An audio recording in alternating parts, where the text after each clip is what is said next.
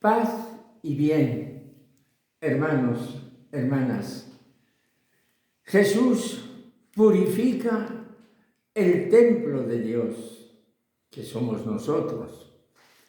Homilía para el domingo tercero del tiempo de Cuaresma en el año B, escuchando el Evangelio según San Juan, en el capítulo 2, los versículos 13 hasta el 25.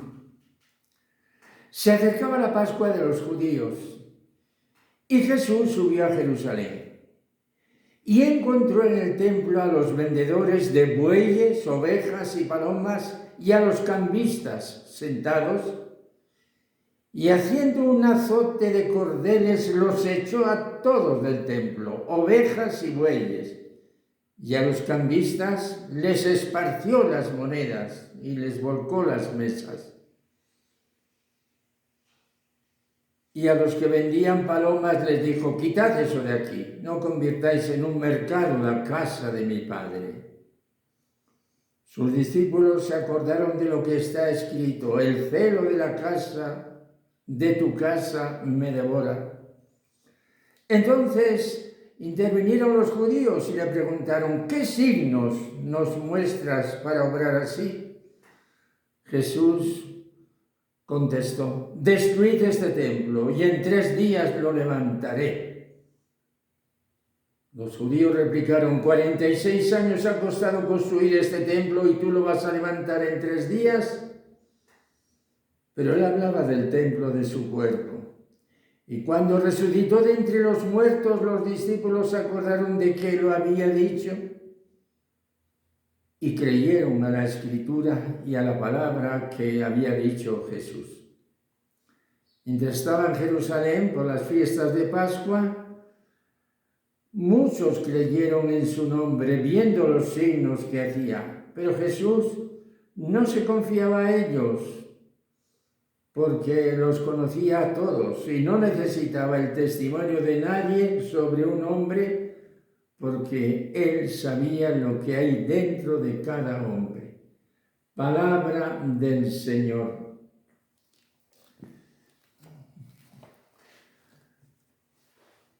Hermanos, vamos avanzando en este sagrado tiempo de Cuaresma y estamos ya en el tercer domingo. El día final de este mes de marzo, después de haber recorrido un itinerario de 6 semanas, la última la llamamos la Semana Santa, será la Pascua del Señor, centro de nuestra fe y eje de todas las fiestas. Recordemos una vez más: primer domingo de Cuaresma, el desierto y las tentaciones. Segundo domingo, la transfiguración del Señor en una alta montaña, a donde había acudido a orar con sus 3 predilectos, al monte Tabor, los 3 predilectos que iban a estar junto a él en el monte de los Olivos, en aquella noche de la agonía. Y ahora vienen los 3 domingos siguientes con el Evangelio variable según sea el año A, B o C, porque las lecturas durante el año se dividen en 3 ciclos para abarcar el mayor número de páginas de la Biblia y para que a lo largo de 3 años prácticamente el cristiano que acude semanalmente a la Eucaristía haya escuchado pues la mayor parte de todas las páginas de las Santas Escrituras.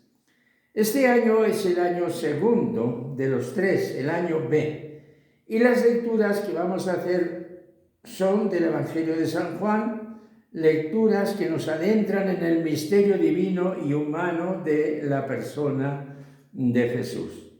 Hoy, la purificación del templo de Dios, que Jesús lo llama la casa de mi Padre.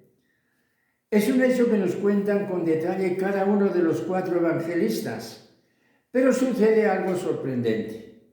Los 3 primeros evangelios, es decir, Mateo, Marcos, Lucas, ponen este episodio al final de la vida de Jesús, en la Semana Santa.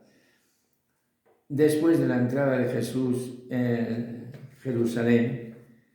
Y justamente una palabra que Jesús pronuncia sobre el templo la van a llevar al juicio que se hace ante Caifás 5 días después, para hallar una causa justa para condenar a Jesús, que dice una palabra que resulta una blasfemia contra el Dios de Israel. Pero los evangelios dicen que tampoco los testigos que habían traído coincidían exactamente en lo que dijo Jesús. San Juan, sin embargo, coloca esta escena no al final de la vida de Jesús, sino al principio. Entonces, un lector principiante dice, es que Jesús purificó 2 veces el templo, al principio y al final, con este gesto de soberanía que le otorgaba la misión que él había traído a la tierra. Seguramente que no, sino más bien podemos pensar que San Juan se ha tomado la libertad de colocar este episodio al principio para dejar bien claro quién es este enviado de Dios, a quien él al principio del Evangelio le llama el Verbo de Dios, la palabra de Dios. Al principio era el Verbo de Dios, y el Verbo estaba con Dios, y el Verbo era Dios, y por él se hicieron todas las cosas, y sin él no se ha hecho nada de cuanto existe. Esta palabra de Dios, para darnos a entender con esta escena de majestad divina, ¿qué es lo que pretende Jesús en la tierra? Jesús quiere hacer que su comunidad, que es el verdadero templo de Dios, inaugurado en la resurrección de Jesús, sea un templo limpio, resplandeciente con la santidad misma de Dios. Y el templo de Dios somos nosotros, insistirá San Pablo. ¿No sabéis que sois templos y que el Espíritu Santo habita en vosotros? Veamos pues los detalles de esta escena que de repente nos deja un tanto desconcertados. Se acercaba la Pascua de los judíos y Jesús subió a Jerusalén. Esto lo entendemos perfectamente. San Juan nos habla a lo largo del Evangelio de 3 Pascuas que ocurrieron en la vida pública de Jesús. Jesús fue pues a la Pascua a Jerusalén como otro Evangelio, San Lucas, nos recuerda que a los 12 años, cuando comenzó Jesús a ser ya, pues, hijo del precepto, Bar Mitzvah, decían los judíos, pues subió con sus padres a su primera Pascua de Jerusalén. Fue a la Pascua y donde encuentra una escena en la plaza del templo, es decir, en lo que se llama el atrio de los gentiles, porque podían transitar judíos y no judíos, una algarabía como suele ocurrir en los lugares cercanos a los templos. El Evangelio nos habla de 2 cosas principalmente. Han colocado un puesto de cambio de moneda. Tributo al templo hay que pagarla no en la moneda del Imperio Romano, hay que pagarlo. Esa moneda seguramente la consideraban como impura para el templo. Hay que pagarlo en una moneda judía. Y por lo tanto vamos a poner aquí puestos de cambio. Las autoridades no ven mal este proceder porque al fin se trata de beneficio para el templo de Dios. Por otra parte, en aquella plaza, en ese atrio, se venden animales para las ofrendas del templo o para más. Hay jaulas de palomas y muchas cosas más. San Juan nos acaba de decir algo sorprendente. Dice que había bueyes, ovejas y palomas. Los bueyes no se van a vender para hacer una ofrenda al templo, será para otra cosa. Aquello resulta un mercado popular y podemos imaginar todo el folclore que allí se organiza. San Marcos también nos da otro detalle, que no permitía que transportaran bultos de un lado a otro por la plaza. Sin conocer las costumbres judías, podemos imaginarnos que también habría otros puestos que venderían seguramente comida para los peregrinos. En fin, un mercado con todo el alboroto y jaleo que se producen en estas circunstancias. Y ahora viene la sorpresa, y aquí comienza la revelación. Para Jesús, todo aquello es una profanación de la santidad de Dios, de un Dios que mora en el templo.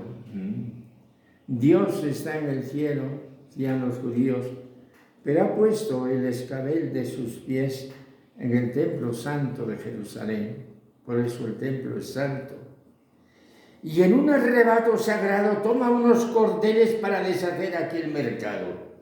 La frase exacta del Evangelio es esta: haciendo un azote de cordeles los echó a todos del templo, ovejas y bueyes. Fuera de aquí, fuera. Los cordeles bien podemos suponer que eran para arrear a los animales, fuera.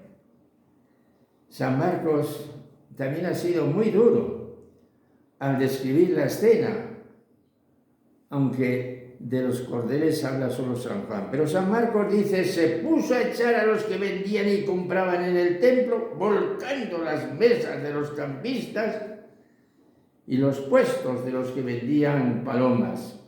San Juan ha detallado el detalle de las palomas. A los que vendían palomas les dijo: quitad esto de aquí, no convirtáis en un mercado la casa de mi Padre. Ciertamente que es difícil interpretar esta escena porque a Jesús lo vemos siempre como el defensor de Dios, el que nos anuncia la verdadera voluntad de Dios, pero de otro modo. Nos lo imaginamos con otros modales, sino con esta especie de furia sagrada. Mi casa se llamará casa de oración para todos los pueblos, habían dicho los profetas. Y aquí Jesús a esta casa de oración la llama la casa de mi Padre, como también había llamado de niño, la casa de mi Padre. Lo que le reprochan los judíos no es que haya tomado un látigo para hacer lo que acaba de hacer, sino: ¿quién te ha mandado a ti hacer lo que has hecho? ¿Qué autoridad tienes tú para hacer esto? ¿Crees que te crees que el templo es tuyo? ¿Qué signos nos muestras para obrar así? Aquí está el asunto. Y ahora cae esta palabra misteriosa de Jesús: destruid este templo y en 3 días lo levantaré. El Evangelio se ha escrito para los creyentes, para los discípulos, y a nosotros que hemos aceptado la divinidad de Jesús no nos escandalizan estas palabras que a otros pueden escandalizar. Por eso el Evangelio introduce aquí una frase de un salmo: el celo de tu casa me devora. Estas palabras están diciendo que el único Dios verdadero, el Dios de la santidad, que ha hecho una alianza de amor con su pueblo, va a hacer una comunidad santa, y el templo de esa comunidad va a ser no un hermoso edificio, va a ser el cuerpo de Jesús resucitado. Hermanos, entramos en el misterio, pero es lo que celebramos en la Eucaristía siempre. En Cuaresma y en Pascua el misterio es el mismo. Es el misterio de Jesús viviente, el resucitado que está en el cielo y ahora se hace presente en medio de nosotros. cuando la mujer samaritana le pregunte a Jesús, ¿dónde hay que adorar a Dios? ¿Si hay que adorarlo en esta montaña de Garizim como hacemos los samaritanos? ¿O es que hay que adorarlo en Jerusalén como hacéis vosotros los judíos? Y Jesús le responde, créeme mujer, se acerca la hora en que ni en este monte ni en Jerusalén. Se acerca la hora, y ya está aquí, en que los verdaderos adoradores adorarán al Padre en espíritu y verdad. Porque el Padre desea que le adoren así. Dios es espíritu y los que lo adoran deben hacerlo en espíritu y en verdad. Los cristianos tenemos templos, pero son ayudas. Pero nuestra adoración no se basa en la hermosura de este templo, no. Hermanos, estas cosas que estamos escuchando, este evangelio que llega a nuestro corazón, nos llevan a unas preguntas esenciales, frente a las cuales debemos tomar una clara postura, de un modo personal y también de un modo colectivo, porque son preguntas que van dirigidas a toda la Iglesia de Dios. La fe no es una cultura hermosa que hemos heredado, en la cual nos sentimos cómodos, y mucho menos la fe no es un folclore religioso que se va renovando año tras año. La fe no son las procesiones de Semana Santa, que están bien sin duda, aunque por otra parte las aprovechen como ofertas de turismo. La fe tampoco es un templo, hermanos, por muy bello y venerable que sea. Estos días la prensa nos informa de que acaban de comenzar las obras de restauración del baldaquino de Bernini, que mide 30 metros y que se construyó hace más de 300 años. Y hay un presupuesto de 700.000 euros para hacer toda esa obra, que va a durar pues todo el año, para preparar de un modo más brillante lo que ha de ser el jubileo del año de la redención, el año 2025. La fe, hermanos, no es nada de esto. La fe es entrar en la santidad de Dios y transformar toda nuestra vida por la fuerza de esa santidad que se nos da por la gracia de Jesucristo. Creer es creer en la santidad de Dios y vivir según esa santidad y decirle a Jesús, como lo decimos cuando se reza el Gloria en la misa: tú que estás sentado a la derecha del Padre, ten piedad de nosotros, porque solo tú eres santo, solo tú, Señor, solo tú, Altísimo Jesucristo. La fe no son sentimientos y menos apariencias. La fe te agarra desde la profundidad del ser. Hoy termina el Evangelio con una frase pues muy misteriosa y muy teológica, y con ella, queridos hermanos, vamos a concluir estas reflexiones que quieren llevarnos hasta la santidad de Jesús. Termina el Evangelio diciendo: mientras estaba en Jerusalén por las fiestas de Pascua, muchos creyeron en él, en su nombre, viendo los signos que hacía. Pero Jesús no creía en ellos, no se confiaba a ellos, porque los conocía a todos y no necesitaba el testimonio de nadie sobre un hombre, porque él sabía lo que hay dentro de cada hombre. Jesús sabe lo que hay dentro de mi corazón. Él sí lo sabe.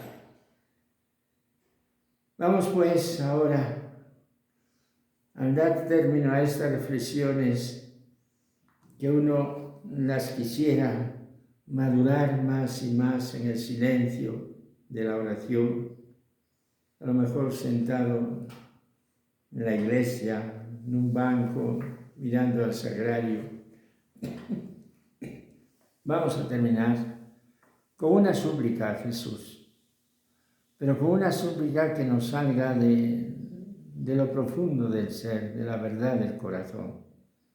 Señor Jesús, danos la fe verdadera que tú nos has predicado y haznos santos con la santidad de Dios que tú tienes en tu ser. Amén. Hermanos, hermanas, que siguen amablemente estas reflexiones, estas homilías y también esos poemas espirituales, esas rimas que voy poniendo. A todos ustedes les deseo lo que a mí mismo me deseo, una Cuaresma verdadera, una Cuaresma que sea de encuentro con Jesús y que ponga en paz completamente nuestro corazón. Sobre todo, siendo uno mayor y pensando que Dios le puede llamar en cualquier momento, el corazón está débil, puede haber un fallo. A todos ustedes les deseo esta paz que viene de Dios y que Él nos la regala, porque Dios es el Dios de amor que nos tiene aquí para que le alabemos, le amemos y difundamos este amor por toda la creación. Todos ustedes, paz y bien y feliz domingo, domingo de Cuaresma, en el cual también celebramos el misterio pascual de Jesús, porque no se puede separar la Cuaresma de la Pascua. Paz y bien y santa alegría en el Señor.